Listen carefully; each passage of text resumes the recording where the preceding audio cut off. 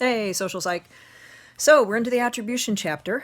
It's a little bit confusing, so I'm going to do a couple of videos. The first one, this one is on correspondent inference, which is the stuff from Jones and Davis, Great Grandpa Jones. You remember him. And correspondent inference, what we're doing is we're trying to figure out if an actor's behavior is due to something about them, like their personality maybe, or something external, like they had a bad day or something like that, not their fault. There was a lot of traffic.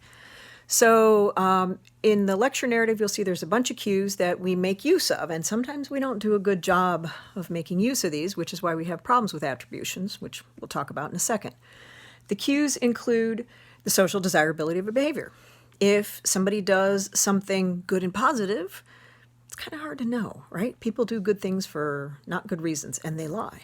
But if somebody does something like gross and icky and weird, we tend to make a dispositional attribution.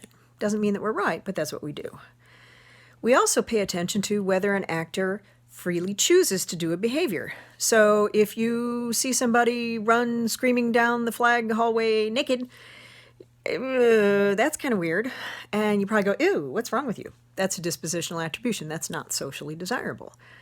And we think that if they chose to do that, there doesn't seem to be a reason why you would, then it's even more of a case we can make. You choose to do something that's not so cool. That's probably dispositional. A third cue is social role. If you play a particular part in society, like your job or something like that, that's really well defined, like a police officer or a firefighter, it's hard to know if your behavior is consistent with that role. That's not, are you helping people if you're a firefighter because you like to help them or because you just like to drive the cool truck? We don't know. But if you do something that goes against the role, violates it in some way, that is useful. And there have been cases of firefighters, one in Jefferson County a few years ago, going around setting fires in abandoned buildings, and then, yay, they're the first one on the scene to help put the fire out. And they got in a lot of trouble because you're not supposed to set fires if you're a firefighter. Well, you're not supposed to set them anyway.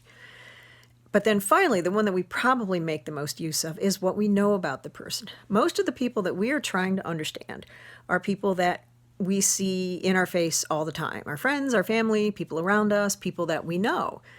So, like, if your roommate is generally pretty positive and happy and then comes home one day stomping around, rah, rah, rah, rah, rah, you don't go, God, what a bitch. You go, hey, what's wrong, right? Now, if your roommate is constantly stomping around, rah, rah, rah, rah, and then they come home one day, rah, rah, rah, you're like, yeah, it's my roommate, she's a bitch. Do you see the difference?